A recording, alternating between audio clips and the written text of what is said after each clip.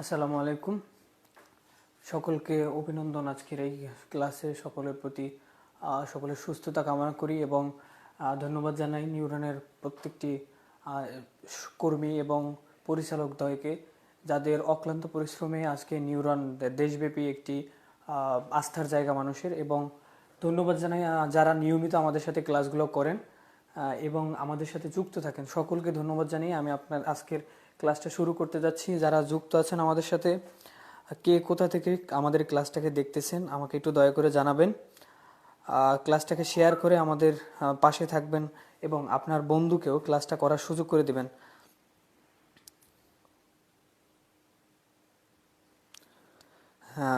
Already আমাদের সাথে অনেকেই যুক্ত হয়ে গেছে। নাহিদ হোসেন যুক্ত হয়ে গেছে, সালাম দিয়েছেন আমাকে। ওয়ালাইকুম আসসালাম।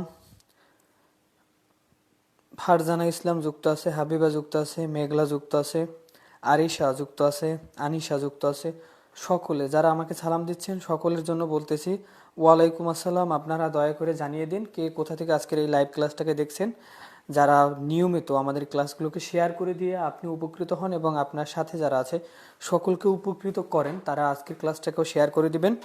আজকের একটা ডিফারেন্ট একটা ক্লাস আমরা নিতে যাচ্ছি, একটা ভিন্ন রকম ক্লাস আমরা নিব। আশা করি আপনারা আপনাদের কনফিডেন্সটাকে বুস্ট আপ করতে পারবেন এই ক্লাসের মাধ্যমে। অনয় সরকার আছে, আমার খুবই প্রিয় একটা স্টুডেন্ট। অনয়, ধন্যবাদ তোমাকে।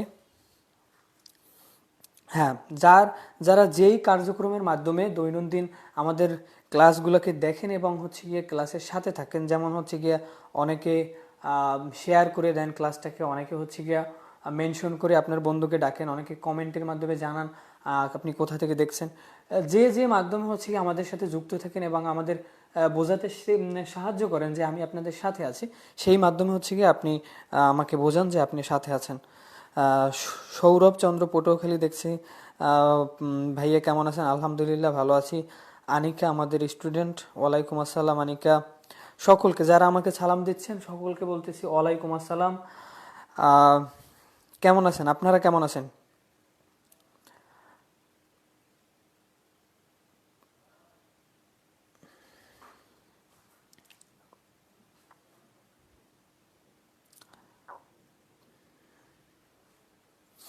ধন্যবাদ। সুমাইয়া ইসলাম সারা বলছেন শেয়ার ডান।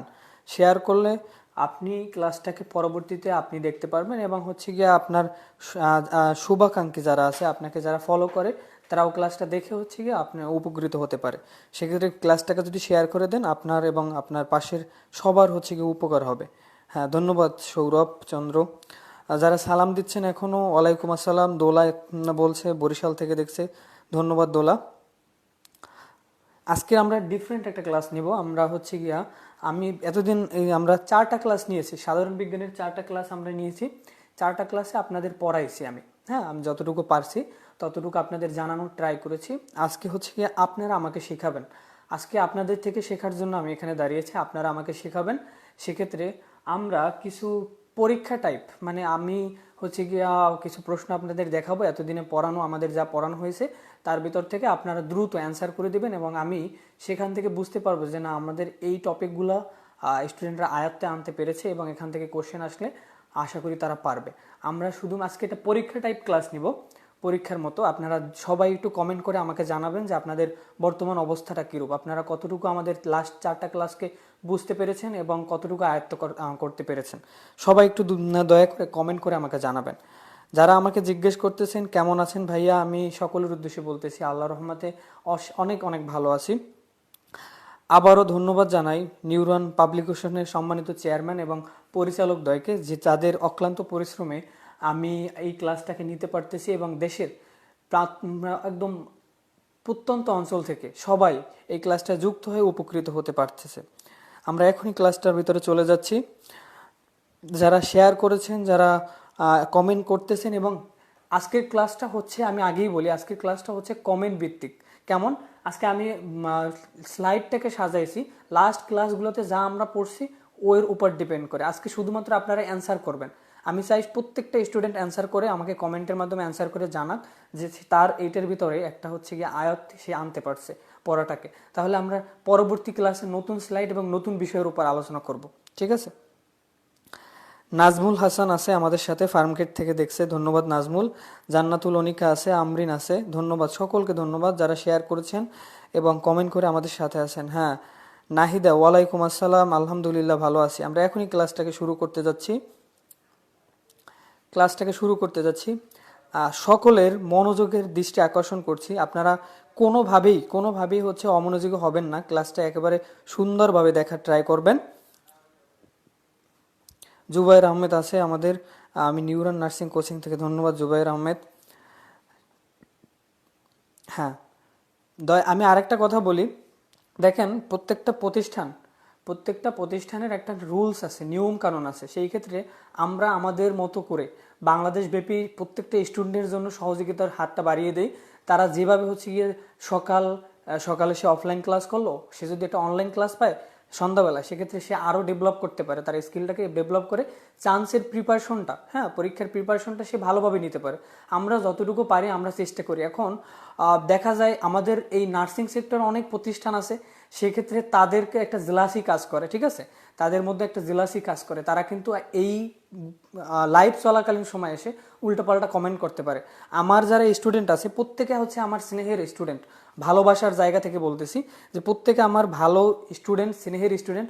দয়া করে এখানে যেই কোশ্চেনটা আসবে সেটার আপনার ফোকাসটা থাকবে সেখানে, শুধুমাত্র আপনি সেটার অ্যান্সার করবেন। বাড়তি কোনো কমেন্টের রিপ্লাই দেওয়ার আপনার দরকার নেই, যে যা বলার বলবে সে বলে আবার চলে যাবে। আমরা যদি রিপ্লাই দিতে চাই সেক্ষেত্রে কিন্তু বিশৃঙ্খলা সৃষ্টি হয়। দয়া করে এই কাজটি করা যাবে না।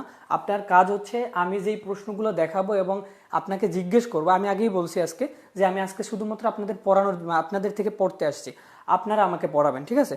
তো আপনার কাজ হচ্ছে এখানে ফোকাস করে শুধুমাত্র অ্যান্সার করা, ঠিক আছে। আশা করি সকলে বুঝতে পারছেন। হ্যাঁ, আমরা এখনই চলে যাই, অনেক কথা হয়েছে, আমরা এখনই প্রশ্নের দিকে চলে যাই। প্রত্যেকে হচ্ছে গিয়ে অ্যান্সার করবেন, সাথে নোট খাতাটা নিয়ে নেন। আমি প্রতিদিনই হচ্ছে কি আপনাদের নোট খাতাটা নেওয়ার জন্য বলি। যারা নোট খাতাটা নিয়েছেন দ্রুত ডান লেখে আমাকে জানান যে নোট খাতা ডান লেখা নেয়া, তাহলে হচ্ছে আমি ক্লাসে চলে যাচ্ছি। আমরা শুধুমাত্র কিছু প্রশ্নের অ্যান্সার করবেন এবং কিছু যদি নোট করা বাকি থাকে, আমাদের যেই বাকিগুলো আছে বা আমাদের এক্সট্রা যা জানার আছে সেটা হচ্ছে আজকের ক্লাসে শেষ হয়ে যাবে। আশা করি এই যে বিষয়গুলো লাস্ট 4টা ক্লাসে যা পড়ানো হয়েছে এইগুলো আর আপনার এক্সট্রা পড়ার দরকার নেই। হ্যাঁ, ডান। তাহলে হচ্ছে গিয়ে আমরা ক্লাসটা শুরু করতে পারি। আমাদের ফার্স্ট প্রশ্ন দেখেন, মানবদেহের মৌলিক ইউনিটের নাম কি? মানবদেহের মৌলিক ইউনিটের নাম কি? মানবদেহের মৌলিক ইউনিটের নাম কি?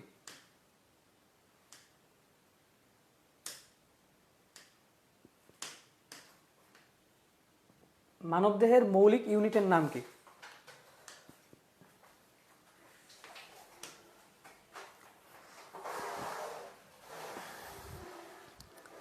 দ্রুত অ্যান্সার করেন, মানবদেহের মৌলিক ইউনিটের নাম কি?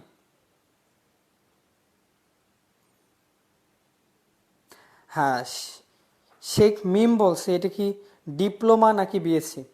দেখো আপু, আমি যেই 4টা ক্লাস করাইছি, আমি ক্লাসগুলো করানোর আগে বিষয়টা ক্লিয়ার করেছি যে এই ক্লাসটা যদি হচ্ছে কি ডিপ্লোমার স্টুডেন্ট করে তার কোনো ক্ষতি নেই, যদি বিএসসি করে তার কোনো ক্ষতি নেই। আমি কিছু প্রশ্ন নিয়ে আসি প্রতিদিন, যেগুলো বিএসসি ডিপ্লোমা সবার ক্ষেত্রে আসতে পারে। হ্যাঁ, যদি তুমি বিএসসিতে পড়ো, তোমার অ্যাডভান্স এগুলো জানা থাকে, তুমি অ্যান্সার করো, সেক্ষেত্রে তোমার যদি এটা ভুল হয় তোমার ভুলটা সেরে যাবে, ঠিক আছে। সো ডিপ্লোমা বিএসসি উভয় ক্লাসটা করতে পারো। আমরা ক্লাসটাকে বেশি লং করব না, খুব দ্রুতই ক্লাসটা শেষ করে দেবো। তুমি শুধু তোমার কাজ হচ্ছে দেখো তুমি এগুলো পারো কিনা, অ্যান্সার করতে থাকো, ঠিক আছে।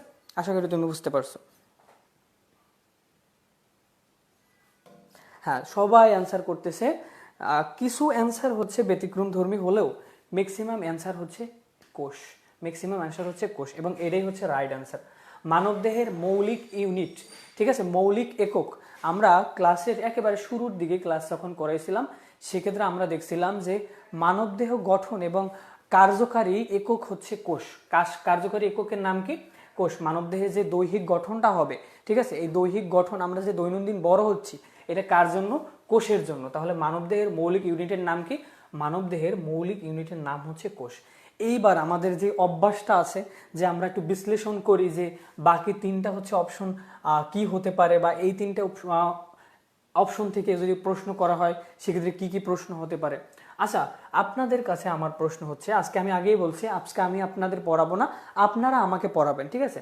আপনারা বলেন তো মানবদেহের কোষে কিংবা কোষের নিউক্লিয়াসকে কি বলে আখ্যায়িত করা হয়? কোষের নিউক্লিয়াসকে কি বলে আখ্যায়িত করা হয় একটু বলেন।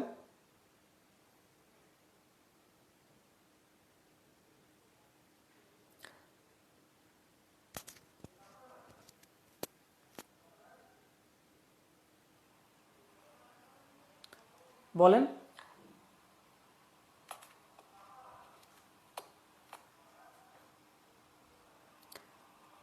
আচ্ছা, আমার বলেন, আমার সাউন্ড তো ঠিক আছে। হ্যাঁ, আশামণি, ধন্যবাদ আশামণি। আমি এইরকম একটা অ্যান্সারই চাচ্ছিলাম যে প্রশ্নটা যদি বলা হয় মানবদেহের মৌলিক ইউনিটের নাম কি, আমরা এই অ্যান্সার পেলাম কোষ, ঠিক আছে? যদি বলা হয় তো কোন কোষের কোন অঙ্গাণুকে প্রাণকেন্দ্র বলা হয়, কোষের কোন অঙ্গাণুকে প্রাণকেন্দ্র বলা হয়? প্রাণকেন্দ্র বলা হয় কাকে? নিউক্লিয়াসকে। প্রাণকেন্দ্র বলা হয় কাকে? নিউক্লিয়াসকে। ঠিক আছে, তাহলে এই প্রশ্নটা থেকে যদি বলা হয় যে প্রাণকেন্দ্র বলা হয় কাকে, প্রাণকেন্দ্র বলা হয় কাকে? নিউক্লিয়াসকে। আশা করি প্রত্যেকে আমরা এটার অ্যান্সার করতে পারবো। ঠিক আছে, কোষের কেন্দ্রিকা বা কোষের প্রাণকেন্দ্র। দ্রুত অ্যান্সার করেন।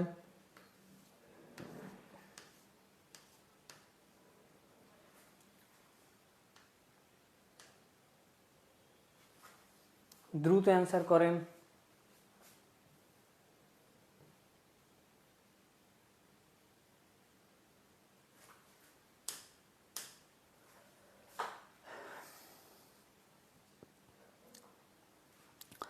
ধন্যবাদ সকলকে যারা প্রাণকেন্দ্র কেন্দ্রিকা এই দুইটা কথা জানেন যে নিউক্লিয়াসকে বলা হয় প্রাণকেন্দ্র, সকলকে ধন্যবাদ। আচ্ছা, এবার আসেন কোশ্চেন নাম্বার 2। আপনারা আজকে আমাকে শিখাবেন। হ্যাঁ, এই তো অ্যান্সার করা শুরু হয়ে গেছে। একটি ব্যাকটেরিয়া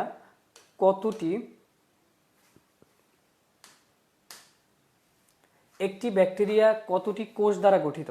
একটি ব্যাকটেরিয়া কতটি কোষ দ্বারা গঠিত? দ্রুত অ্যান্সার করে দেন। একটি ব্যাকটেরিয়া কতটি কোষ দ্বারা গঠিত?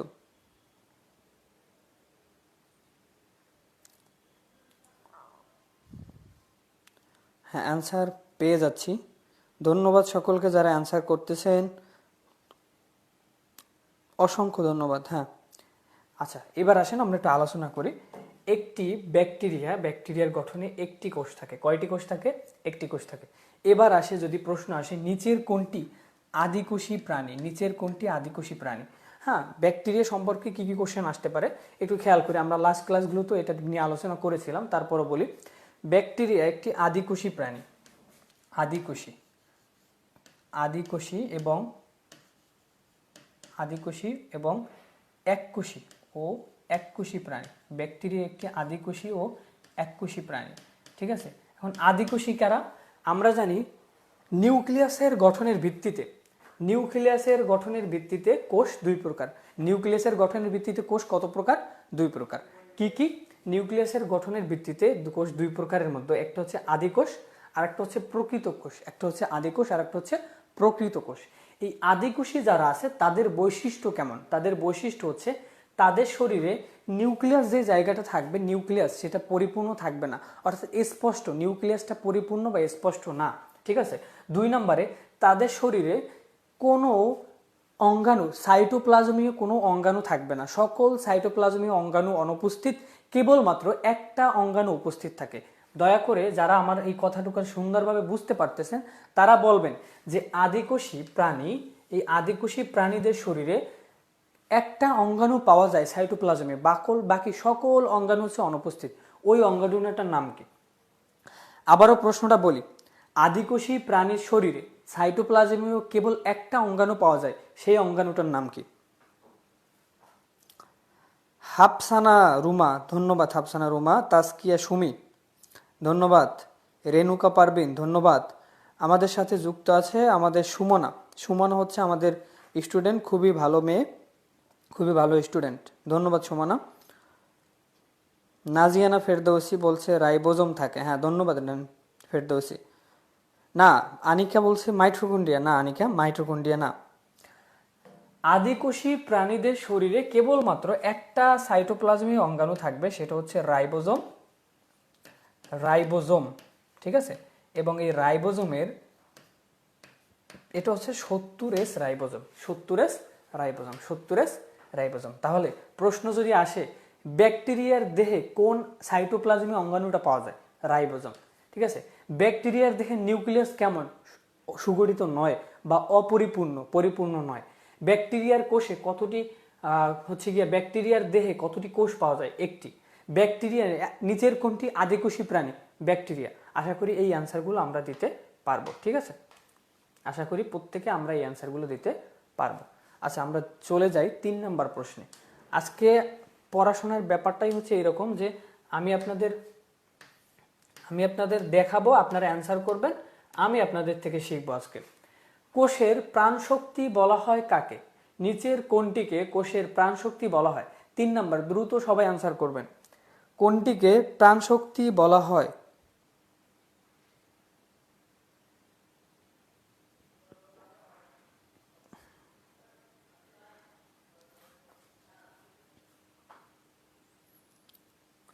কোষের প্রাণশক্তি বলা হয় কাকে?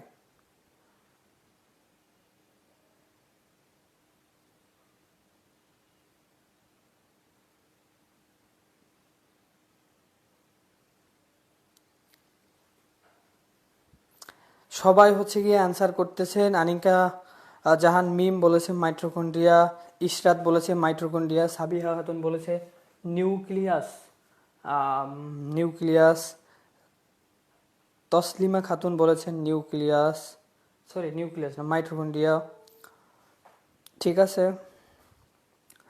আচ্ছা, বিষয়টা ক্লিয়ার করি। এটা রাইট আনসার হবে কোষের প্রাণশক্তি বলা হয় কাকে? এটা রাইট আনসার হবে মাইটোকন্ড্রিয়া। এখন বিষয়টা হচ্ছে প্রাণকেন্দ্র, হ্যাঁ, প্রাণকেন্দ্র বা কেন্দ্রিকা, খেয়াল করবেন, প্রাণকেন্দ্র বা কেন্দ্রিকা বলা হয় নিউক্লিয়াসকে। প্রাণকেন্দ্র বা কেন্দ্রিকা বলা হয় কাকে?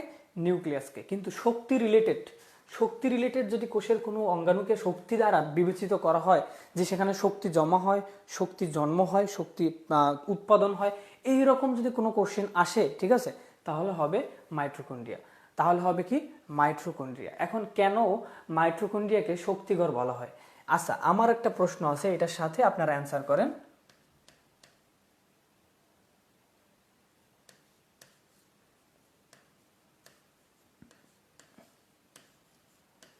উদ্ভিদ কোষের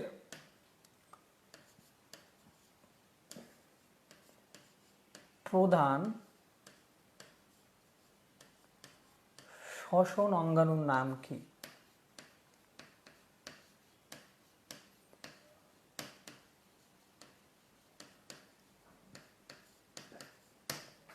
এই 4টা হচ্ছে গিয়ে অপশন, এখান থেকে অ্যান্সার করেন। উদ্ভিদ কোষের প্রধান শ্বসন অঙ্গাণুর নাম কি?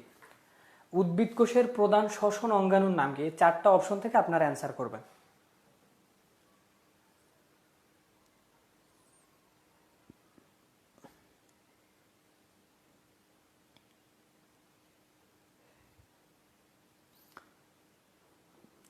উদ্ভিদ কোষের প্রধান শ্বসন অঙ্গাণুর নাম কি? এই 4টা থেকে অ্যান্সার করবেন। আমাদের সাথে যুক্ত আছেন দেশের সেরা জিকে বস নাইমুর ইসলাম ভাইয়া, ধন্যবাদ ভাইয়া, ওয়ালাইকুম আসসালাম। এইটার অ্যান্সার করেন, উদ্ভিদ কোষের প্রধান শ্বসন অঙ্গাণুর নাম কি?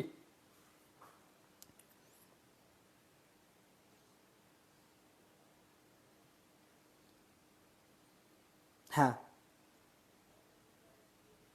লিউকোপ্লাস্ট বলছে জান্নাতুল ফেরদাউস। লিউকোপ্লাস্ট হবে না আপু, লিউকোপ্লাস্ট হবে না। উদ্ভিদ দেহের প্রধান, আমরা এইটাকেই হচ্ছে গিয়া বিবেচনা বিশ্লেষণ করব। দেখেন, উদ্ভিদ কোষের খাদ্য তৈরি এবং শক্তি উৎপাদনের জন্য দুটো প্রসেস আছে। একটা হচ্ছে সালেক সংশ্লেষণ আর একটা হচ্ছে শ্বসন। এই শ্বসন প্রক্রিয়ার যেই মেইন প্রসেসগুলো আছে, ক্রেবস চক্র, তারপর হচ্ছে ইলেকট্রন ট্রান্সফার সিস্টেম, এই ব্যাপারগুলো মানে এই যে গুরুত্বপূর্ণ ব্যাপারগুলো, এগুলো সংগঠিত হয় মাইটোকন্ড্রিয়ার ভিতরে। কোথায়? মাইটোকন্ড্রিয়া। এবং সেখানে মাইটোকন্ড্রিয়ার ভিতরে এই গুরুত্বপূর্ণ হচ্ছে গিয়ে আপনার এই ব্যাপারগুলো, ক্রেবস চক্র, শ্বসনের মূল যেই প্রসেসগুলো আছে, এগুলো কমপ্লিট হয়ে এটিপি, অ্যাডেনোসিন ট্রাইফসফেট, এই শক্তিটা উৎপন্ন হয়, যেটাকে জৈব মুদ্রা বলা হয় বা বায়োলজিক্যাল কয়েন বলা হয়। ঠিক আছে, কি তৈরি হয়? এটিপি উৎপন্ন হয়। কোথায় হয়? এই মাইটোকন্ড্রিয়ার ভিতরে। মাইটোকন্ড্রিয়ার ভিতরে যে অক্সিজোম আছে, এই অক্সিজোমের ভিতরে এটিপি উৎপন্ন হয়। কি উৎপন্ন হয়? এটিপি। এই জন্য এই এটিপি হচ্ছে একটা শক্তি, এটাকে বলা হয় বায়োলজিক্যাল কয়েন বা জৈব মুদ্রা। ঠিক আছে, এই শক্তিটা, এটিপিটা উৎপন্ন হয় মাইটোকন্ড্রিয়ার ভিতরে। কোন প্রক্রিয়ায়? শ্বসন প্রক্রিয়ায়।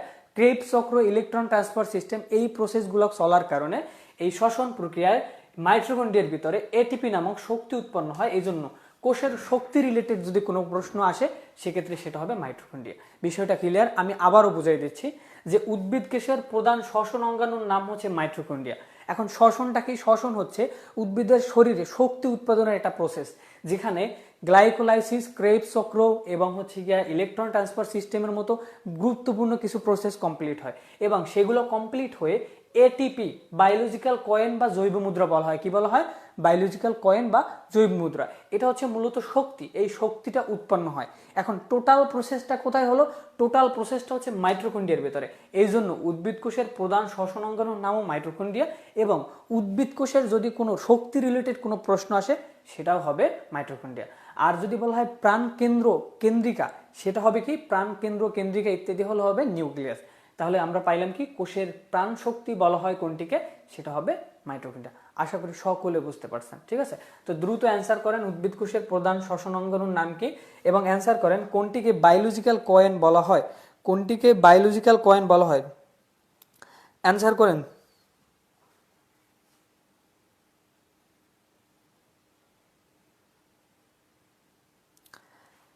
সঠিক অ্যান্সার হচ্ছে মাইটোকন্ড্রিয়া। ঠিক আছে, অ্যান্সার করে দেন যে কোনটিকে বায়োলজিক্যাল কয়েন বলা হয়।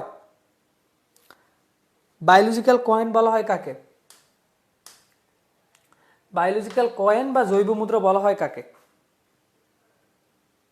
এই তো অ্যান্সার পেয়ে গেছে। উম্মে হাবিব বলছে এটিপি, নুসরাত ফেরদৌস বলছে এটিপি। ঠিক আছে, তাহলে আমরা এখান থেকে 3টা প্রশ্ন পাইলাম, 3টা প্রশ্নের অ্যান্সার পেয়ে গেছি। খেয়াল করেন, সবাই খেয়াল করবেন।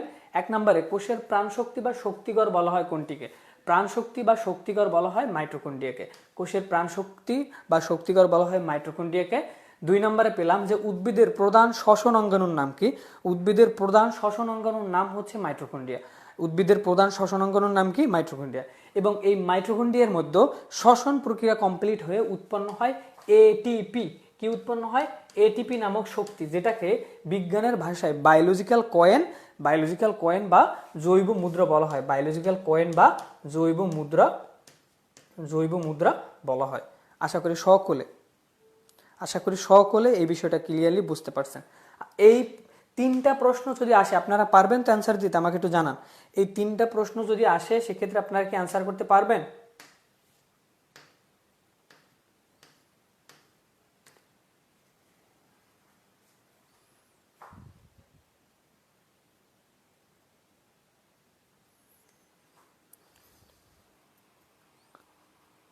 সাউন্ড ক্লিয়ার না?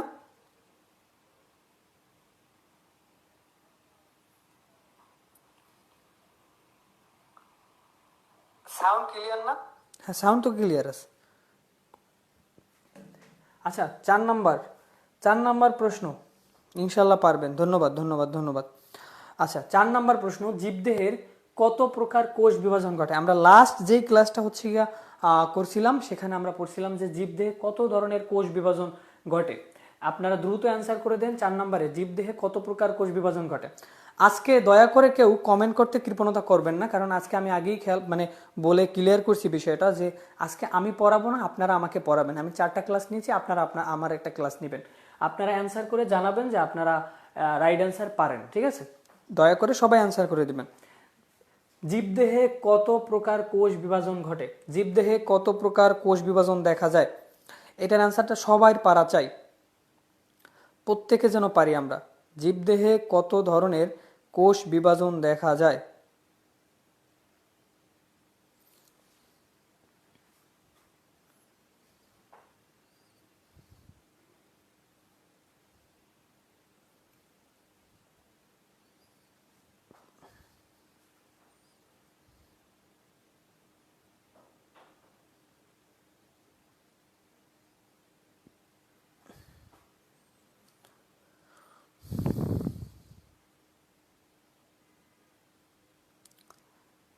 হ্যাঁ, অ্যান্সার এই ঐশী আলম বলছে 2 প্রকার। কেন বললো ঐশী আলম?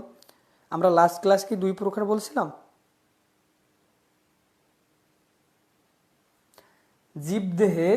জীবদেহের কত প্রকার কোষ বিভাজন দেখা যায়? জীবদেহে মোট 3 প্রকার কোষ বিভাজন দেখা যায়। জীবদেহে মোট কত ধরনের কোষ বিভাজন দেখা যায়? 3 প্রকার কোষ বিভাজন দেখা যায়। জীবদেহে মোট কত ধরনের কোষ বিভাজন দেখা যায়? 3 ধরনের কোষ বিভাজন দেখা যায়। এটা অ্যান্সার হবে খ। অ্যান্সার হবে খ। ঠিক আছে, অ্যান্সার হবে খ। এইবার আপনাদের কাছে আমার প্রশ্ন, আপনারা দ্রুত অ্যান্সার করে দিবেন যে আমরা 3 ধরনের কোষ বিভাজন পেয়েছিলাম লাস্ট ক্লাসে। 3 ধরনের কোষ বিভাজনের মধ্যে প্রথম কোষ বিভাজনের নাম অ্যামাইটোসিস।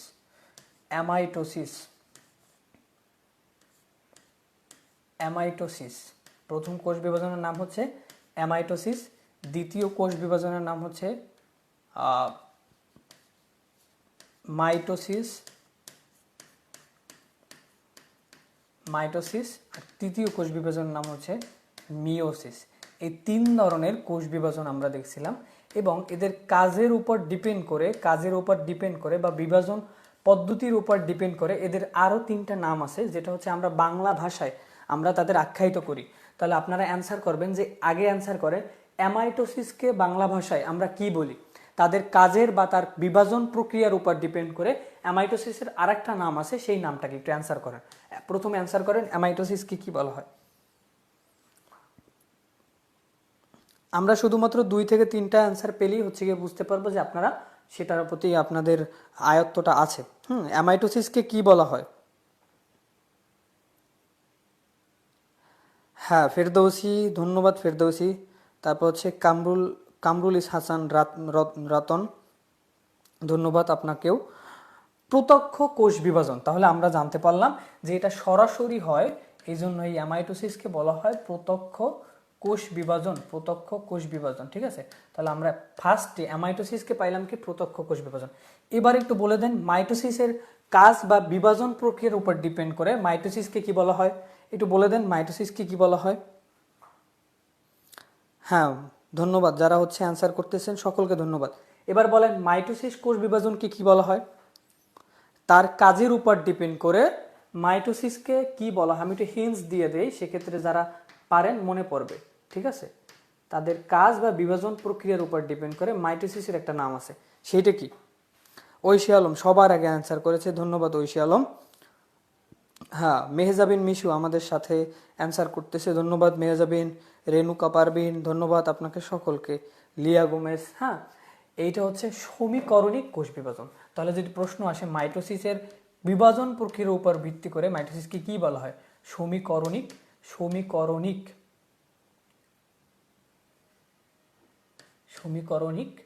কোষ বিভাজন। ঠিক আছে, সমীকরণিক কোষ বিভাজন। এবার বলেন মিওসিসকে কি বলা হয়? আমি এইটাও একটু হিন্টস দিয়ে দিই। মিওসিসকে কোষ বিভাজনের পদ্ধতির উপর ভিত্তি করে মিওসিসকে কি অপর নামে আখ্যায়িত করা হয়? দ্রুত অ্যান্সার করে দেন। আজকে কাজই হচ্ছে আপনার অ্যান্সার করা। আমি লাস্ট ক্লাসগুলোতে যা পড়াইছি সেখান থেকেই আজকে স্লাইডটা তৈরি করা হয়েছে। হ্যাঁ, ধন্যবাদ নাহিদা জামান, ধন্যবাদ নাহিদা, সবার আগে অ্যান্সার করেছে, নাহিদাকে ধন্যবাদ।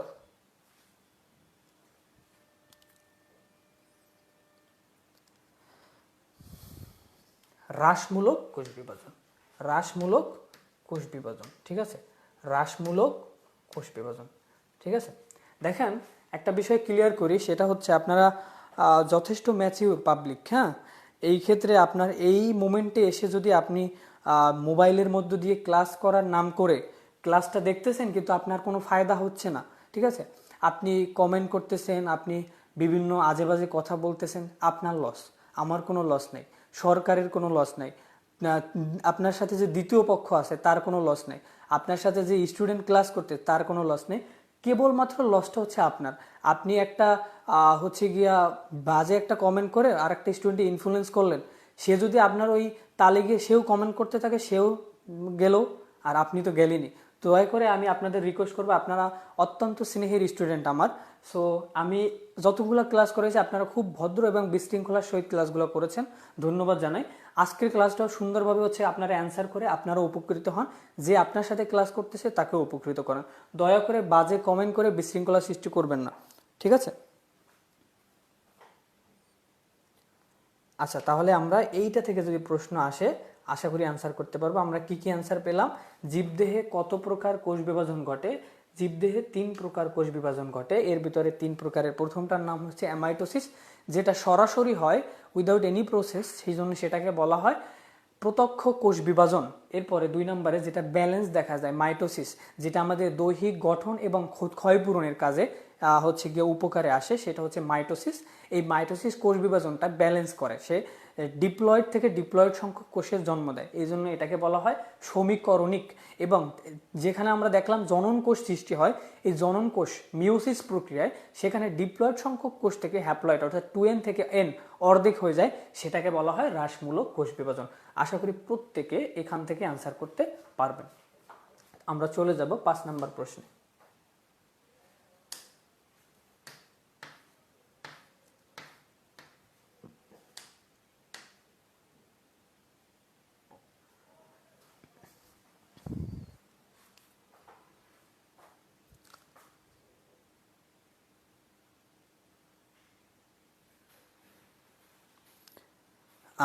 আমার ক্লাস, আমাদের প্রত্যেকটা ক্লাস হচ্ছে নিউরন পাবলিকেশনে পাওয়া যাবে, যারা ক্লাসগুলো মিস করেছেন ক্লাসগুলো করে নেবেন।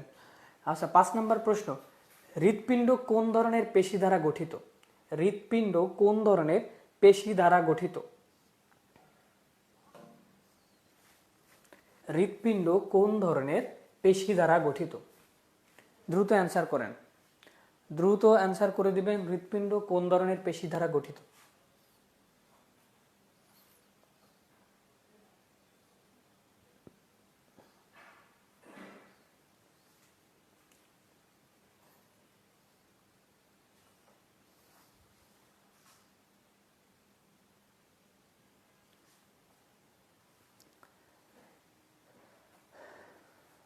অ্যান্সার করেন। হৃৎপিণ্ড কোন ধরনের পেশি দ্বারা গঠিত? যারা মন দিয়ে ক্লাসগুলো করতেছেন ইনশাল্লাহ আপনারা হলে গিয়ে দেখবেন এই সব প্রশ্নই এই হলের ভিতরে আসছে, ঠিক আছে? আশা করি ওই সময় আপনার মনটা অনেক ফ্রেশ লাগবে, ভালো লাগবে যে ক্লাসগুলো কষ্ট করে করেছি, এই আশানুরূপ আমি রেজাল্ট পাচ্ছি, ঠিক আছে? বিশৃঙ্খলা না করে ক্লাসটা সুন্দরভাবে করাই ভালো। হৃৎপিণ্ড কোন ধরনের পেশি দ্বারা গঠিত, ঠিক আছে? এটার অ্যান্সার হবে গ। অ্যান্সার হবে গ, বিশেষ ধরনের অনৈচ্ছিক পেশি। এই পেশি টিস্যু, যে পেশি টিস্যুটা আছে না, টিস্যুর ভিতরে যে পেশি টিস্যুটা আছে, এইটা মোট 3 ধরনের। কয় ধরনের হয়? 3 ধরনের, ঠিক আছে? একটা হচ্ছে অনৈচ্ছিক, একটা হচ্ছে ঐচ্ছিক, আর একটা হচ্ছে হৃৎপেশি, ঠিক আছে? এই 3 ধরনের। হৃৎপিণ্ডের উপরে যেই পেশি আবরণীটা থাকে, সেই পেশি আবরণীটা হচ্ছে বিশেষ ধরনের অনৈচ্ছিক। এখন অনৈচ্ছিক এটার আরেকটা নাম কি? এটার আরেকটা নাম হচ্ছে মসৃণ। আর ঐচ্ছিক যে তার একটা নাম হচ্ছে রৈখিক, ঠিক আছে? তার একটা নাম হচ্ছে রৈখিক। আমাকে জাস্ট এতটুকু মনে রাখতে হবে, এই যে অনৈচ্ছিক পেশিটা আছে, বিশেষ ধরনের অনৈচ্ছিক পেশি, এই অনৈচ্ছিক এবং ঐচ্ছিক পেশি এরা মূলত এদের কাজ হচ্ছে এই যে সার্কুলেশন আছে না, আমাদের যে সিস্টোল ডায়াস্টোল সংকোচন প্রসারণ হয়, সংকোচন প্রসারণে হেল্প করা। এখন ঐচ্ছিক পেশির বৈশিষ্ট্যের ভিতরে আমরা জানতে পারি যে এর এই সিস্টোল ডায়াস্টোলিক মাধ্যমটার বৈশিষ্ট্য হচ্ছে বা ধর্ম হচ্ছে এটা খুব দ্রুত হয়। এটা কেমন হয়? দ্রুত হয়, ঠিক আছে? খুব দ্রুত এবং স্বল্প সময়ের হয়, খুব দ্রুত এবং স্বল্প সময়ে কমপ্লিট হয়। আর এই অনৈচ্ছিক পেশির ধর্ম হচ্ছে এটা খুব ধীর, আস্তে আস্তে হবে কিন্তু দীর্ঘস্থায়ী, আস্তে আস্তে হবে এবং দীর্ঘস্থায়ী হবে। এই জন্য আমরা জানি যে কার্ডিয়াক চক্র, আমাদের শরীরে যে কার্ডিয়াক চক্র চলে, হৃৎপিণ্ডের সংকোচন এবং প্রসারণ, সিস্টোল ডায়াস্টোল, এটা একেবারে ধীর একটা হচ্ছে গিয়া নির্দিষ্ট একটা টাইমের ভিতরে হয় এবং দীর্ঘস্থায়ী হয়, ঠিক আছে? এটা কেমন হয়? দীর্ঘস্থায়ী।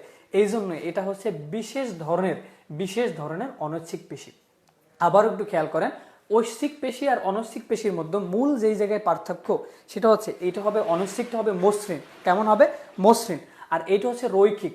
আমাদের শরীরে যে এই যে আমাদের এই জায়গায় যে পেশি আছে না, পেশি, এইটা যে আপস অ্যান্ড ডাউন হয়, সংকোচন প্রসারণ হয়, এইখানে এই রৈখিক বা ঐচ্ছিক পেশি কাজ করে। কিন্তু আমাদের শরীরের যে অর্গান আছে, হৃৎপিণ্ড, হার্ট, এটা যখন সংকোচন প্রসারণ হবে, সিস্টোল ডায়াস্টোল, সেটা মসৃণ বা অনৈচ্ছিক পেশি, যার ধর্ম হচ্ছে ধীর গতিতে এবং দীর্ঘস্থায়ী, মানে অনেক সময় ধরে কমপ্লিট হবে। তার মানে এটা হচ্ছে বিশেষ ধরনের অনৈচ্ছিক। যারা এটাকে ভুল করছেন, কোনো মানে আপনার এখানে যে অনেক দোষ আছে এমনটা না, এটা হচ্ছে আমরা খুব কম সময় এটা নিয়ে আলোচনা করেছি বা পড়ছি। সেক্ষেত্রে আজকে ক্লিয়ার হয়ে নেন যে এই হৃৎপিণ্ডে কোন ধরনের পেশি দ্বারা গঠিত, এমন একটা কোশ্চেন যদি আসে, সেটার অ্যান্সার হবে বিশেষ ধরনের অনৈচ্ছিক পেশি। বিশেষ ধরনের অনৈচ্ছিক পেশি। আশা করি আমরা সকলে বুঝতে পারবো।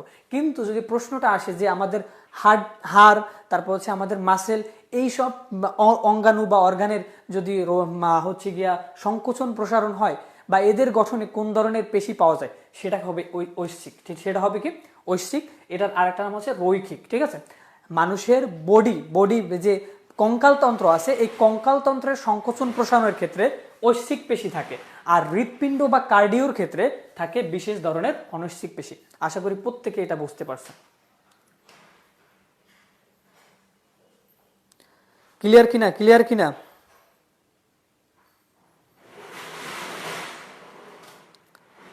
ক্লিয়ার কিনা?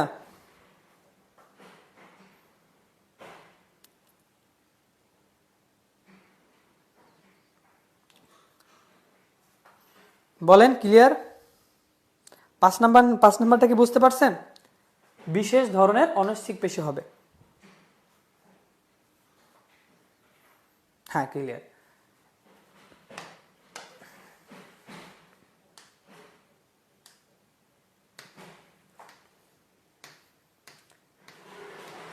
আচ্ছা, এইবার আসেন 6 নম্বরে। 6 নম্বর খেয়াল করেন, বংশগতির দুটি সূত্র দিয়েছেন কোন বিজ্ঞানী? বংশগতি, হেরিডেটি, ঠিক আছে, এই হেরিডেটির দুটি সূত্র দিয়েছেন কোন বিজ্ঞানী? বংশগতির দুটি সূত্র দিয়েছেন কোন বিজ্ঞানী?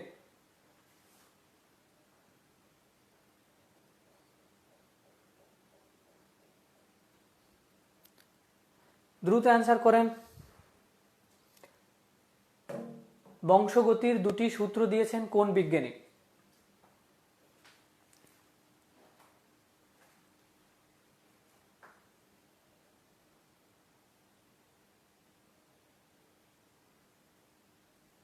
বংশগতির দুটি সূত্র দিয়েছেন কোন বিজ্ঞানী?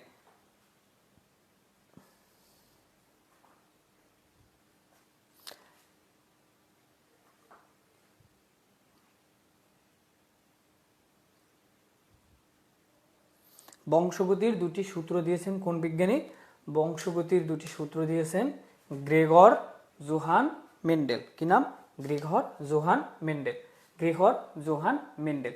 আচ্ছা, এরপর আসেন, আচ্ছা ডারউইনের ব্যাপারে প্রশ্ন আসে, ঠিক আছে, বা ডারউইনের বিজ্ঞানের ভিতরে কি অবদান আছে, এটা আমাদের একটু জানতে হবে। ঠিক আছে, আমরা হচ্ছে গিয়ে এইভাবেই আগাবো যে অপশনগুলোকে একটু চিহ্নিত করে। সেক্ষেত্রে ডারউইনের হচ্ছে গিয়া কি কাজ, অবদান কি বিজ্ঞানের কোন শাখায় ডারউইন অবদান রেখেছেন? দ্রুত অ্যান্সার করেন।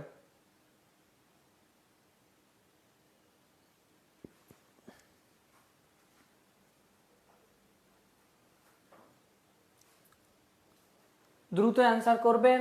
বংশগতির দুটো সূত্র দিয়েছেন কোন বিজ্ঞানী? Gregor Johann Mendel. এরপরে দেখেন যে ডারউইনের বিজ্ঞানের কোন শাখায় অবদান আছে, একটু অ্যান্সার করেন।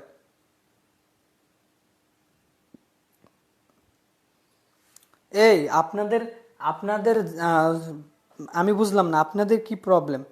যে যা বলে বলুক, আমি তো আগেই ক্লিয়ার করছি বিষয়টা, যে সেই ক্ষেত্রে বিভিন্ন প্রতিষ্ঠানের লোক এখানে ক্লাস করে, তারা এই ক্লাসে বিশৃঙ্খলা করার চেষ্টা করবে। আমরা তো ওই কমেন্টগুলো দেখবো না। আপনারা শুধুমাত্র আমার সাথে এই অ্যান্সারগুলো করবেন। আপনাদের কাজ হচ্ছে পড়াশোনা। ওই কমেন্ট দেখার জন্য তো আপনি সময় নষ্ট করবেন না। আপনার সময়টাকে এই প্রশ্নের দিকে ফোকাস দিতে হবে। যার যা বলার বলবে। সেক্ষেত্রে আমি যদি হার্ট না হই, আপনি কেন হার্ট হন? আপনি কেন ওর প্রশ্ন কমেন্টে রিপ্লাই করতে যান? কোনো দরকার নেই। ও যা বলার বলুক, যে যা বলার বলবে। বংশগতির দুটি সূত্র দিয়েছেন কোন বিজ্ঞানী? দ্রুত অ্যান্সার করেন। দ্রুত অ্যান্সার করেন। অ্যান্সারটা হচ্ছে কি? মেন্ডেল। অ্যান্সার হচ্ছে মেন্ডেল, গ্রেগর জোহান মেন্ডেল। এবার অ্যান্সারটা, আমি প্রশ্নটা করেছিলাম যে ডারউইনের অবদান কোথায়?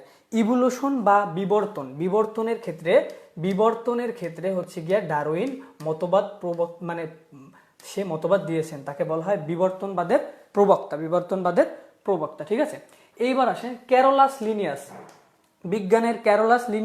বিজ্ঞানের কোন শাখায় অবদান রেখেছে? বিজ্ঞানের কোন শাখায় ক্যারোলাস লিনিয়াস অবদান রেখেছে? দ্রুত অ্যান্সার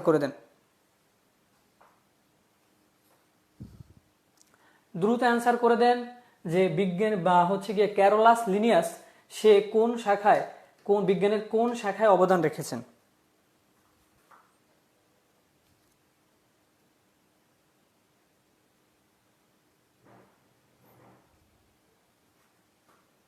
হ্যাঁ, এই তো অ্যান্সার করতে পারতেছেন।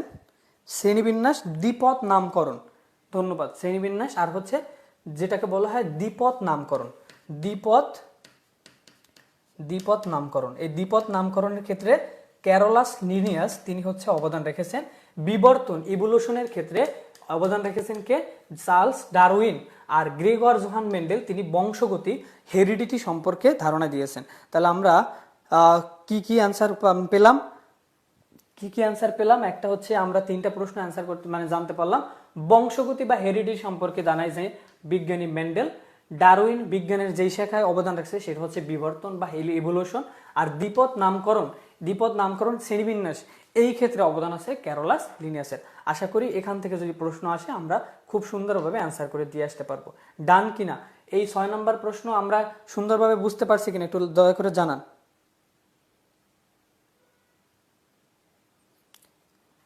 6 নম্বর প্রশ্নটা আমরা বুঝতে পারছি কিনা একটু জানান।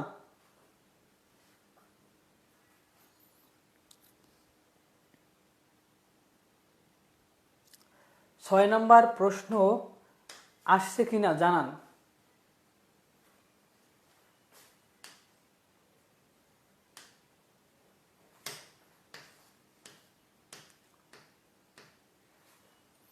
হ্যাঁ, ধন্যবাদ ঐশী, ধন্যবাদ নাহিজা জামান, ধন্যবাদ ফেরদৌসি, ধন্যবাদ। হ্যাঁ, শোনেন, একটা কথা আছে, পৃথিবীতে মানুষের রূপে সবাই মানুষ না, ঠিক আছে? পৃথিবীতে মানুষের রূপে হচ্ছে গিয়া কুকুর আছে, পৃথিবীতে মানুষের রূপে শুয়োর আছে, পৃথিবীতে মানুষের রূপে অনেক কিছু আছে। একটা আপনি দেখলেন জলজন্তু দেখতে মানুষের মতো, ও আসলে মানুষ না। এরকম অনেক প্রাণী আছে যারা হচ্ছে পৃথিবীতে মানুষের মতো হয়ে ঘোরে, কিন্তু ওদের মধ্যে মনুষ্যত্ব তৈরি হয় না। ওদের জন্ম থেকে শুরু করে প্রত্যেকটা জায়গায় হচ্ছে প্রবলেম আছে, ঠিক আছে? সো এই সব জায়গাতে আপনি যদি ওদের সাথে তর্কে করতে যান, সেক্ষেত্রে হচ্ছে গিয়ে আপনিও বিপদে পড়বেন। সো এই জিনিসগুলোকে ইগনোর করতে পারলেই আপনি হচ্ছে গিয়ে সফল হবেন, ঠিক আছে? দয়া করে যারা ক্লাসটা করতেছেন, আপনার ফোকাসটা শুধুমাত্র বোর্ড এবং আমার মুখের দিকে থাকুক। আমরা কি বলতেছি, কি পড়াইতেছি, কি বুঝাইতেছি, এতটুকুই যথেষ্ট। আপনার কি কি কমেন্ট করলো এটা দেখার দরকার নাই। দয়া করে ওইটার ভিতরে কেউ রিপ্লাই করবেন না, হচ্ছে গিয়া কিছু বলারও দরকার নাই। আমরা ক্লাসটাকে সুন্দরভাবে করব, ঠিক আছে? মেন্ডেল, আমরা একটু আগে দেখলাম যে মেন্ডেল সে বংশগতি, হেরিডিটির ব্যাপারে হচ্ছে গিয়া বিভিন্ন মতবাদ প্রবর্তন করছেন। মেন্ডেলের দ্বিতীয় সূত্রের অনুপাত কত? এটার অ্যান্সারটা করেন। মেন্ডেলের দ্বিতীয় সূত্রের অনুপাত কত? মেন্ডেলের দ্বিতীয় সূত্রের অনুপাত কত?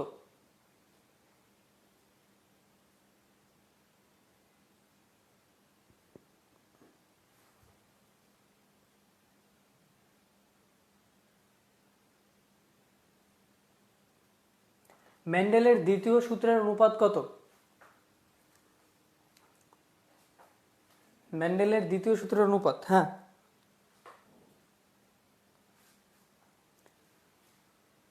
মেন্ডেলের দ্বিতীয় সূত্রের অনুপাত হচ্ছে, অ্যান্সার হচ্ছে 9:3:3:1, ঠিক আছে? এবার বলেন তো মেন্ডেলের প্রথম সূত্রের অনুপাত কত? প্রথম সূত্রের অনুপাত কত? প্রথম সূত্রের অনুপাত কত?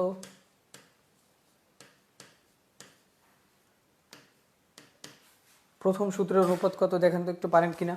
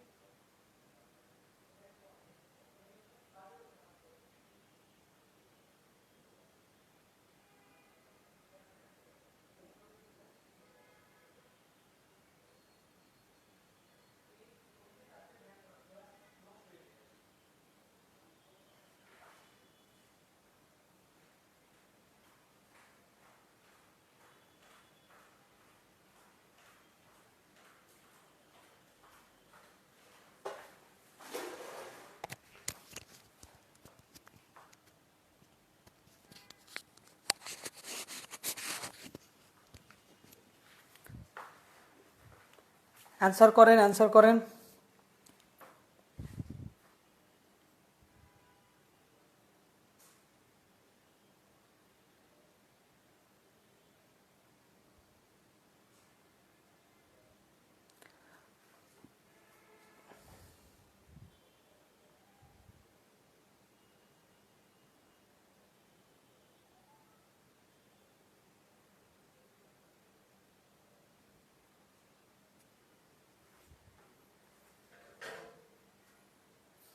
আচ্ছা, আমরা পরবর্তী কোশ্চেনে চলে যাই।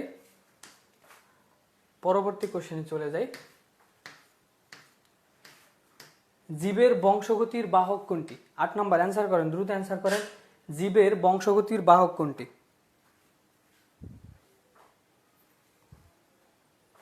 জীবের বংশগতির বাহক কোনটি? অ্যান্সার করেন, দ্রুত অ্যান্সার করেন।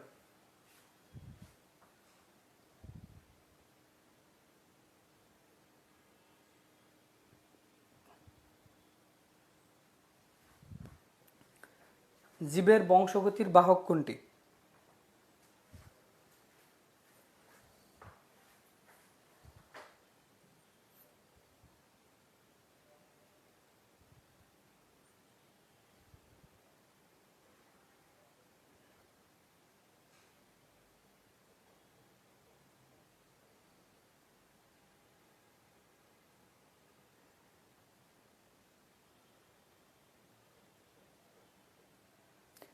জীবের বংশগতির বাহক কোনটি? এটার অ্যান্সার হচ্ছে ক্রোমোজোম। এটার অ্যান্সার হচ্ছে ক্রোমোজোম। এটার অ্যান্সার কি? ক্রোমোজোম। এটার অ্যান্সার কি? ক্রোমোজোম। হ্যাঁ, এবার আসেন প্রোটোপ্লাজম। প্রোটোপ্লাজম থেকে কি কি প্রশ্ন আসতে পারে বা আমাদের কি কি জানা উচিত? প্রোটোপ্লাজমকে বলা হয় জীবনের ভৌত ভিত্তি। জীবনের ভৌত ভিত্তি। জীবনের ভৌত ভিত্তি। জীবনের ভৌত ভিত্তি বলা হয়, ঠিক আছে? ভৌত ভিত্তি বলা হয় প্রোটোপ্লাজমকে, জীবনের ভৌত ভিত্তি বলা হয়। এবার আসেন কেন জীবনের ভৌত ভিত্তি বলা হয়।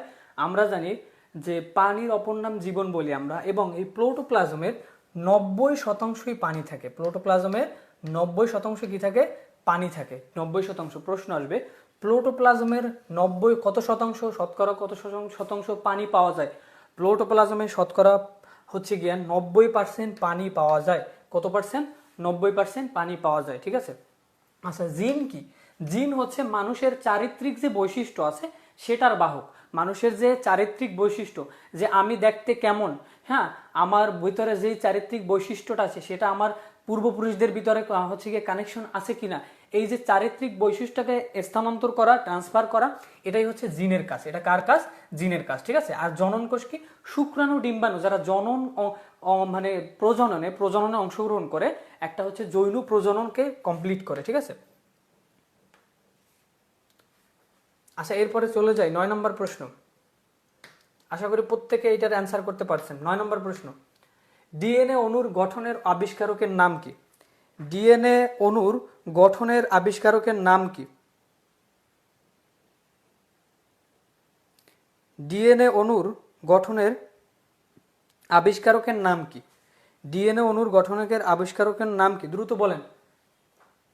4টা অপশন আছে। 1 নম্বর অপশন অরসন ক্রিক, 2 নম্বরে লুই পাস্তুর, থিওডর সোয়ান, 3 নম্বর হচ্ছে উইলিয়াম হার্ভে, 4 নম্বর হচ্ছে রবার্ট হুক।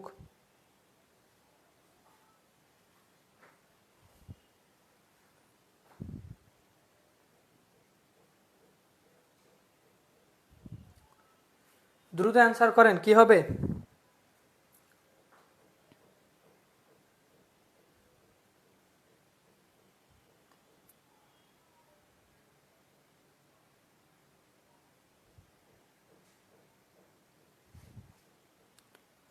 দ্রুত অ্যান্সার করেন। ডিএনএ অণুর গঠনের আবিষ্কারকের নাম কি? ডিএনএ অণুর গঠন আবিষ্কার করছে অটসন ও ক্রিক। কে আবিষ্কার করছে? অটসন ও ক্রিক। অটসন ও ক্রিক। এইবার আসেন লুই পাস্তুর। লুই পাস্তুরের অবদান কোথায়? বলেন তো, লুই পাস্তুরের অবদান কোথায়? বিজ্ঞানের কোন শাখায় লুই পাস্তুরের অবদান আছে? একটু বলেন, দ্রুত বলে দেন। লুই পাস্তুরের অবদান আছে কোথায়?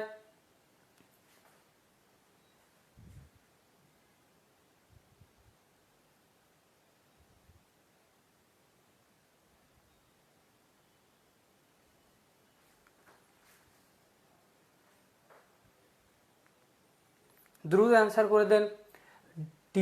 লুই পাস্তুরের অবদান কোথায়? লুই পাস্তুর হচ্ছে জীবাণুর আবিষ্কারক। জীবাণুর আবিষ্কারক। কি হচ্ছে? জীবাণুর আবিষ্কারক।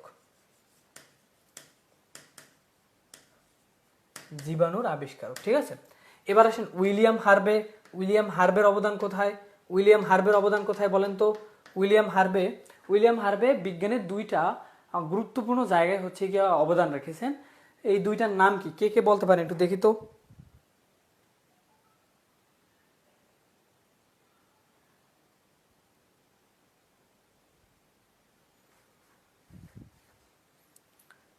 এইটা একটু বলেন তো, উইলিয়াম হার্ভের অবদান কোন বিষয়ে আছে? উইলিয়াম হার্ভে বিজ্ঞানের দুইটা শাখায় হচ্ছে কি অবদান রাখছে, সেই দুইটা কি কি? কে কে বলতে পারেন একটু বলেন, অ্যান্সার করেন। একটা অ্যান্সার চাই, দ্রুত অ্যান্সার করেন।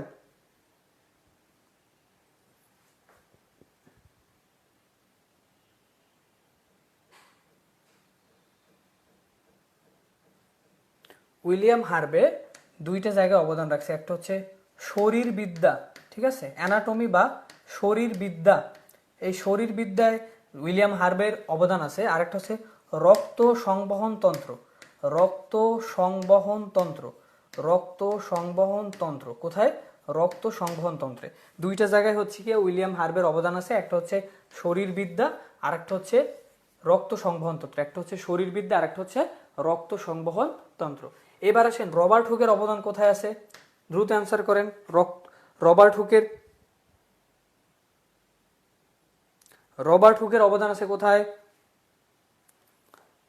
রবার্ট হুকের অবদান আছে কোথায়? ধন্যবাদ শুভ্রচন্দ্র, সৌরভচন্দ্র নাকি? হ্যাঁ হ্যাঁ, রবার্ট হুক হচ্ছে কোষ আবিষ্কারের ক্ষেত্রে রবার্ট হুকের অবদান আছে। কোষ আবিষ্কার, ঠিক আছে, কোষ আবিষ্কার। হ্যাঁ, এবার আর একজন বিজ্ঞানীর নাম বাকি রয়ে গেছে, তার নাম হচ্ছে থিওডর সোয়ান। আচ্ছা, এই থিওডর সোয়ান যদি আসে, যে থিওডর সোয়ানের অবদান কোথায় আছে, বিজ্ঞানের কোন জায়গায় থিওডর সোয়ানের অবদান আছে, তাহলে কি অ্যান্সার হবে? থিওডর সোয়ানের অবদান আছে কোথায়? থিওডর সোয়ান হচ্ছে কোষ তত্ত্ব। কোষ যে আমাদের দৈহিক এবং গাঠনিক কার্যকারী একক, সেই সম্পর্কে থিওডর সোয়ান হচ্ছে কি এটাকে প্রমাণ করছে, কোষ তত্ত্ব। তাহলে কোষ তত্ত্ব, এই কোষ তত্ত্ব অবদান রাখছে কে? Theodor Schwann. লুই পাস্তুর কোথায় অবদান রাখছে? জীবাণু আবিষ্কার করছে, জীবাণু, বিশেষ করে জলাতঙ্ক যে ভাইরাসটা আছে সেখানে। তারপর হচ্ছে ওয়াটসন ও ক্রিকের কাজ কি? ওয়াটসন ও ক্রিক হচ্ছে ডিএনএ ডাবল হেলিক্স স্ট্রাকচার যে আছে সেই ডিএনএ অণুর গঠন আবিষ্কার করছে। উইলিয়াম হার্ভের কাজ কি ছিল? উইলিয়াম হার্ভে হচ্ছে গিয়ে শরীরবিদ্যা, অ্যানাটমি এবং রক্ত সংবহন তন্ত্র এইটা আবিষ্কার করছে বা এটাকে মানুষকে ব্যাখ্যা করছে। আর রবার্ট হুকের কাজ কি? রবার্ট হুক হচ্ছে কোষকে আবিষ্কার করছে। আশা করি এখান থেকে যদি এই বিষয়গুলো থেকে এই বিজ্ঞানীদের অবদান সম্পর্কে যদি প্রশ্ন করা হয়, প্রত্যেকে আমরা অ্যান্সার করতে পারবো, এটা আমি আশা করতে পারি। তাহলে আমরা পরবর্তী কোশ্চেনে চলে যাই। পারবো তো আমরা? জানাই দেন, আমাকে একটু জানাই দেন পারবেন কিনা।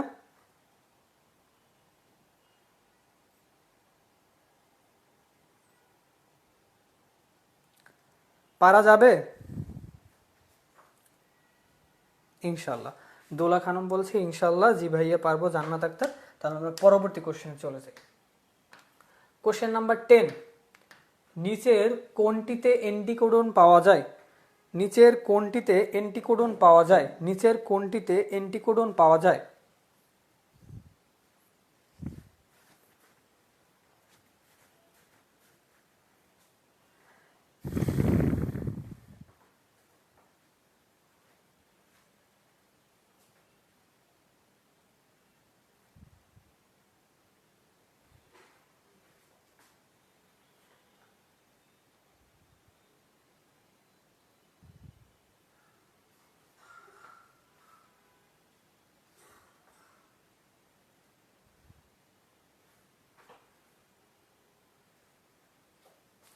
নিচের কোনটিতে এন্টিকোডন পাওয়া যায়?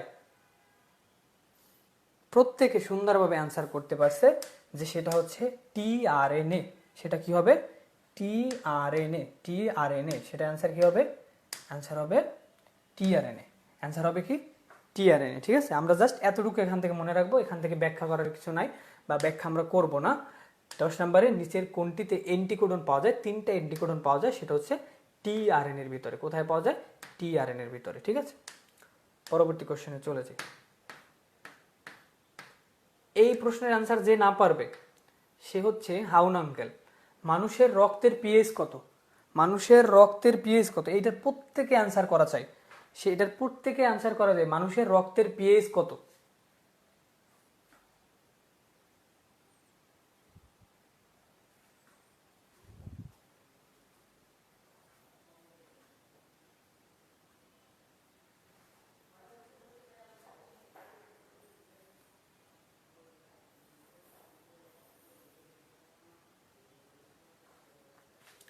মানুষের রক্তের পিএইচ কত? এটা প্রত্যেকের অ্যান্সার করা চাই।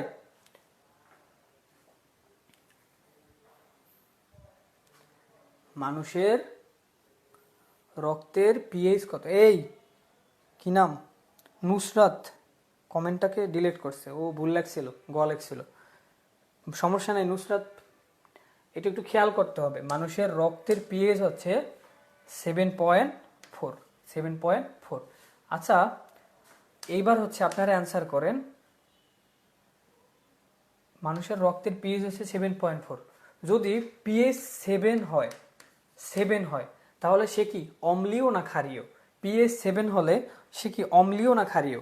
পিএইচ যদি 7 হয়, বরাবর 7, তাহলে সে কি অম্লীয় ধর্ম প্রদর্শন করে নাকি ক্ষারীয় ধর্ম প্রদর্শন করে?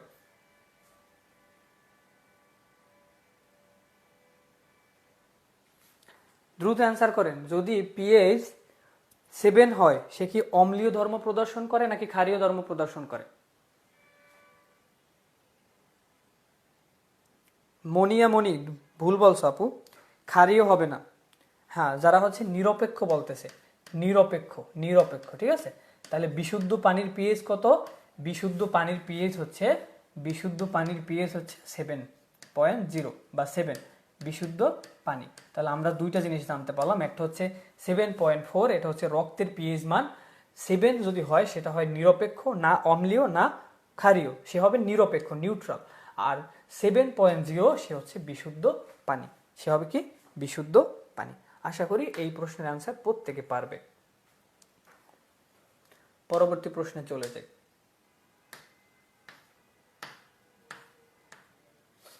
অ্যান্সার করেন, রক্তে প্রোটিনের হার কত পার্সেন্ট? রক্তে প্রোটিনের হার কত পার্সেন্ট? রক্তে প্রোটিনের হার কত পার্সেন্ট? এটা কিন্তু আপনাদের একটা পরীক্ষা চলতেছে, পরীক্ষা, আপনারাই অ্যান্সার করবেন। রক্তে প্রোটিনের হার কত পার্সেন্ট? এরপরে আমি অ্যান্সার বলবো, আপনারা মিলিয়ে নেবেন আপনার কয়টা হচ্ছে। এই 20টার ভিতরে এই সেশনটা শেষ হওয়ার সাথে সাথে দ্রুত সবাই কমেন্ট করে জানাবেন যে আপনার শেষ পর্যন্ত আপনি কয়টা রাইট অ্যান্সার দিতে পারলেন। এটা আপনার নিজের দায়িত্ব থেকে বলবেন, ভুল বলবেন না, মিথ্যা বলবেন না, আপনার দায়িত্ব থেকে বলবেন যে আমি এতগুলোর অ্যান্সার রাইট দিতে পারছি। ঠিক আছে, তাহলে বলেন 12 নম্বরে, রক্তে প্রোটিনের হার কত? রক্তে শতকরা কত পার্সেন্ট প্রোটিন থাকে? রক্তে শতকরা কত পার্সেন্ট প্রোটিন থাকে?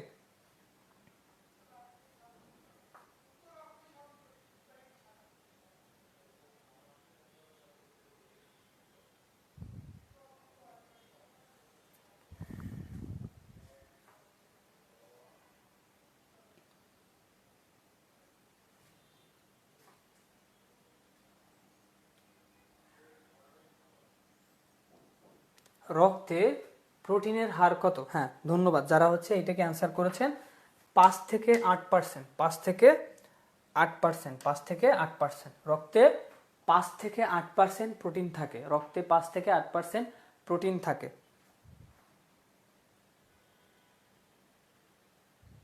ঠিক আছে, পরবর্তী কোশ্চেনে চলে যাব। পরবর্তী কোশ্চেনে চলে যাব,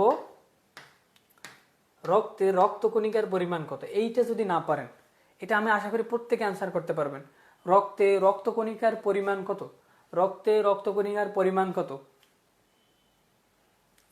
কোশ্চেন নাম্বার 13, রক্তে রক্তকণিকার পরিমাণ কত?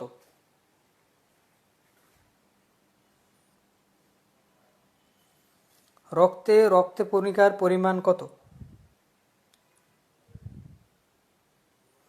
এই ইশরাত, তুমি কি ভুল লাগছো কেন? রক্তে রক্তকণিকার পরিমাণ কত?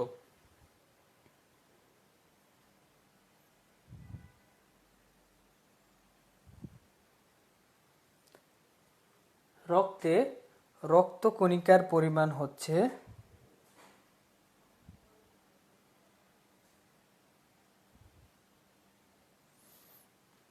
রক্ত ঈষৎ ক্ষারীয়, এই ব্যাপারটা হচ্ছে রক্তের 7.4 পিএইচ মান যদি 7.4 হয়, আমরা ক্লাসে দেখাইছিলাম যে রক্তের পিএইচ মান যদি 7.4 হয়, 7 যারা আছে তারা হচ্ছে নিউট্রাল, নিরপেক্ষ। এর আশেপাশে যদি 6.9 হয় সেও সামান্য ধর্ম অবলম্বন করে, যদি 7.1, 2, 3, 4 এইরকম যদি কেউ হয় সেও হচ্ছে সামান্য বা ঈষৎ, ঠিক আছে, ঈষৎ ধর্মটা অবলম্বন করে। ঈষৎ মানে হচ্ছে সামান্য, তার ভিতরে ক্ষারীয় যে ভাবটা আছে সেটা হচ্ছে সামান্য ক্ষারীয় ভাব, ঠিক আছে, এই জন্য সেটাকে ঈষৎ ক্ষারীয় বলা হয়। রক্তে রক্তকণিকার পরিমাণ হচ্ছে 45%, রক্তে রক্তকণিকার পরিমাণ হচ্ছে 45%। তাহলে রক্ত রসের পরিমাণ কত, এটা একটু অ্যান্সার করো। রক্ত রসের পরিমাণ কত, রক্তে রক্ত রসের পরিমাণ কত,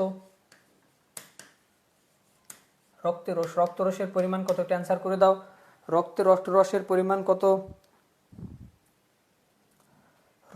রক্ত রসের পরিমাণ কত, একটু অ্যান্সার করো। রক্তে রক্তরসের পরিমাণ হচ্ছে 55%। আমরা খেয়াল করব মোট 100% যেটা হচ্ছে পরিপূর্ণ একটা অংশ রক্ত, এর ভিতরে দুইটা পার্ট থাকে, একটা হচ্ছে রক্ত রস আর একটা হচ্ছে রক্তকণিকা। সেখানে রক্তকণিকা থাকে 45%, রক্তকণিকা থাকে 45%, যেখানে আমরা 3 ধরনের রক্তকণিকা দেখতে পাই, ঠিক আছে, 45%। আর রক্ত রস থাকে 55%, যেখানে আমরা জৈব অজৈব কিছু উপাদান দেখতে পাই। আশা করি প্রত্যেকে আমরা এটার অ্যান্সার করতে পারবো। পরবর্তী প্রশ্নে চলে যাই, পারবো কি না? হ্যাঁ পারবো। পরবর্তী প্রশ্ন, রক্তের হিমোগ্লোবিনে থাকে, রক্তের হিমোগ্লোবিন থাকে কোন জায়গায়, কোন রক্তকণিকায় রক্তের হিমোগ্লোবিনটা থাকে, কোন রক্তকণিকায় হিমোগ্লোবিন থাকে? দ্রুত অ্যান্সার করেন, দ্রুত অ্যান্সার করেন। 14 নাম্বার, রক্তে হিমোগ্লোবিন থাকে কোথায়, রক্তে হিমোগ্লোবিন থাকে কোথায়? দ্রুত অ্যান্সার করে দেন।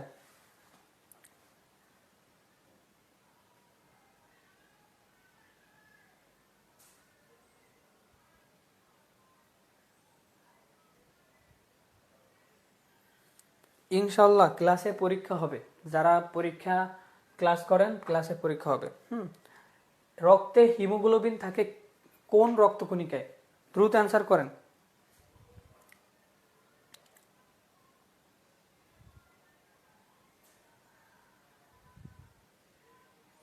হ্যাঁ, অনেকেই আনসার করতেছে রক্তে হিমোগ্লোবিন থাকে লোহিত রক্তকণিকায়। কোথায় থাকে? লোহিত রক্তকণিকায়। এবার আসেন আমি একটা প্রশ্ন করি, সেটার আনসার করেন। কোন রক্তকণিকায় কোন রক্তকণিকায়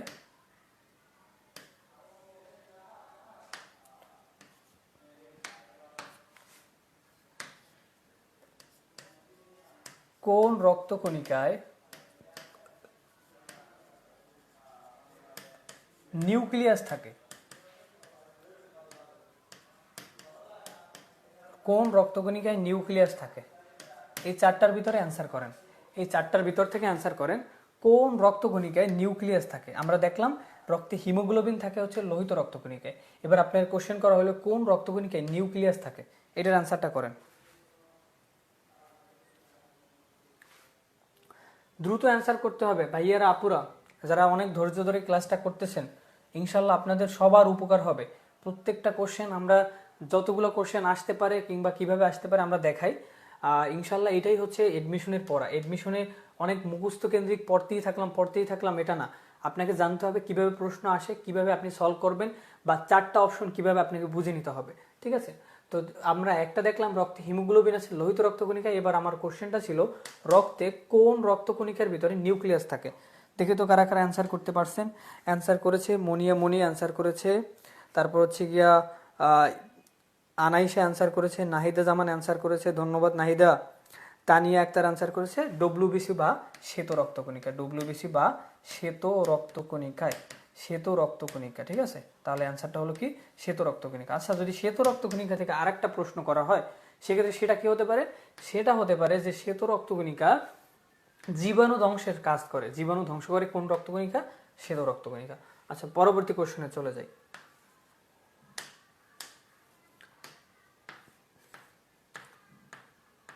এবার আসেন, কোন উপাদানটি রক্তে হিমোগ্লোবিন তৈরি করে?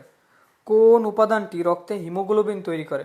প্রশ্ন নাম্বার 15, কোন উপাদানটি রক্তে হিমোগ্লোবিন তৈরি করে?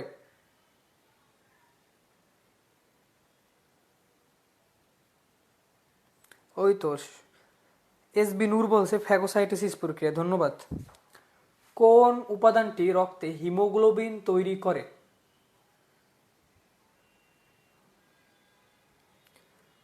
কোন উপাদানটি রক্তে হিমোগ্লোবিন তৈরি করে? দ্রুত অ্যান্সার করেন।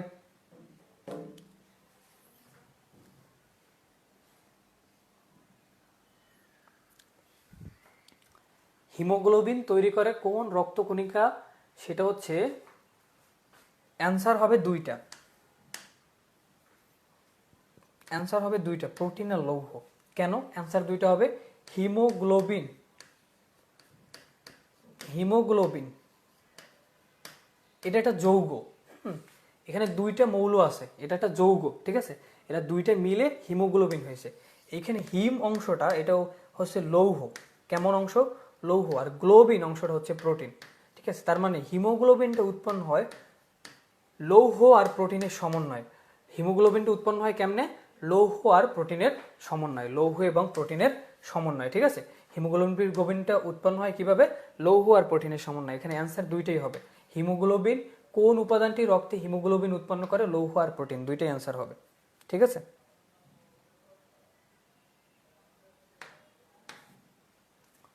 পরবর্তী প্রশ্নে চলে যাই।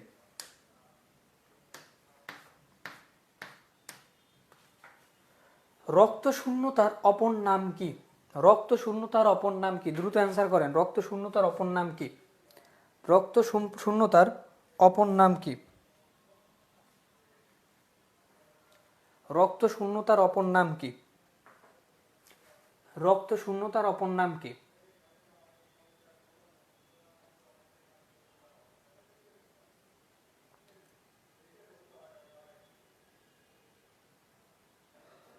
রক্ত শূন্যতার অপর নাম কি? কি হবে অ্যান্সার?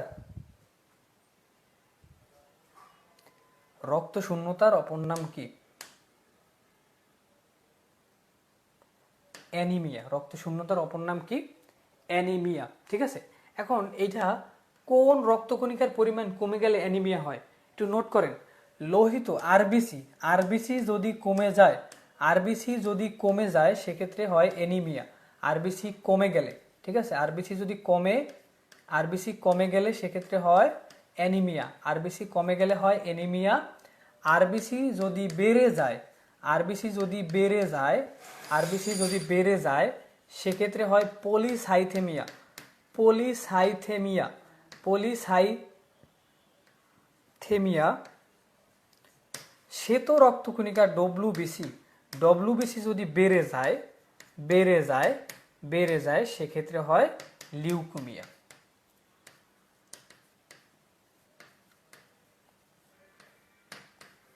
সেক্ষেত্রে হয় কি? লিউকোমিয়া। আরবিসির সংখ্যা যদি কমে যায়, কমে গেলে সেক্ষেত্রে হয় এনিমিয়া বা রক্ত স্বল্পতা বোঝা যায়। আরবিসি কমাটাকেই বোঝা যায় রক্ত স্বল্পতা, সেটা হচ্ছে এনিমিয়া। আরবিসির সংখ্যা যদি বেড়ে যায় তাহলে হয় পলিসাইথেমিয়া, পলিসাইথেমিয়া। আর ডব্লিউবিসির সংখ্যা যদি বেড়ে যায় সেক্ষেত্রে হয় লিউকোমিয়া। সেক্ষেত্রে হয় কি? লিউকোমিয়া। আমরা এখান থেকেও মোটামুটি 3টা প্রশ্নের অ্যান্সার করতে পারব। চলে যাব পরবর্তী কোশ্চেনে।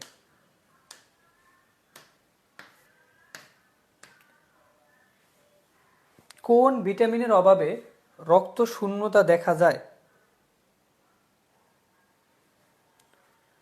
কোন ভিটামিনের অভাবে রক্ত শূন্যতা দেখা যায়?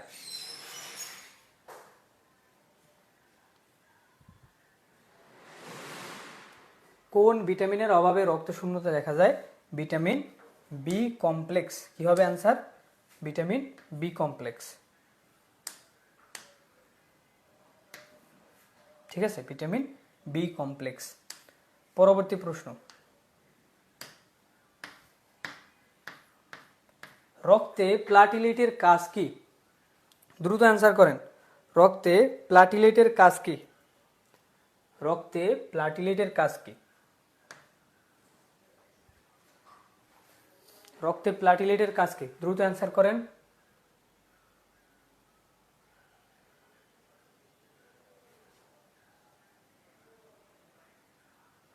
রক্তে প্লাটিলেটের কাজ হচ্ছে রক্ত জমাট বাঁধতে সাহায্য করা, রক্ত জমাট বাঁধতে সাহায্য করা। পরবর্তী প্রশ্ন, আমরা এখনই ক্লাসটা শেষ করে দেব। রক্ত জমাট বাঁধতে কোন ধাতুর আয়ন সাহায্য করে? রক্ত জমাট বাঁধতে কোন ধাতুর আয়ন সাহায্য করে? সেটা হচ্ছে ক্যালসিয়াম আয়ন। ঠিক আছে, সেটা কি হবে? Calcium ion.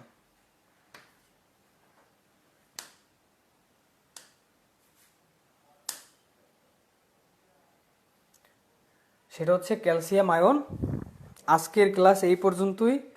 দয়া করে সবাই সবার বেস্টটা দিয়ে ট্রাই করবেন। আর আজকের ক্লাসের ভিতরে আমি অ্যানাউন্স করে দেই, আজকের ক্লাসের ভিতরে যেই কুকুরের বাচ্চায় আজকের ক্লাসের ভিতরে ক্লাসটাকে নষ্ট করছে, ওরে কালকের ভিতরে আপনাদের সামনে আমি নিয়ে আসব এবং খুব অপমানজনকভাবে ওকে নিয়ে আসবো ইনশাল্লাহ। ঠিক আছে, ধন্যবাদ সকলকে আজকের ক্লাসটাকে দেখার জন্য।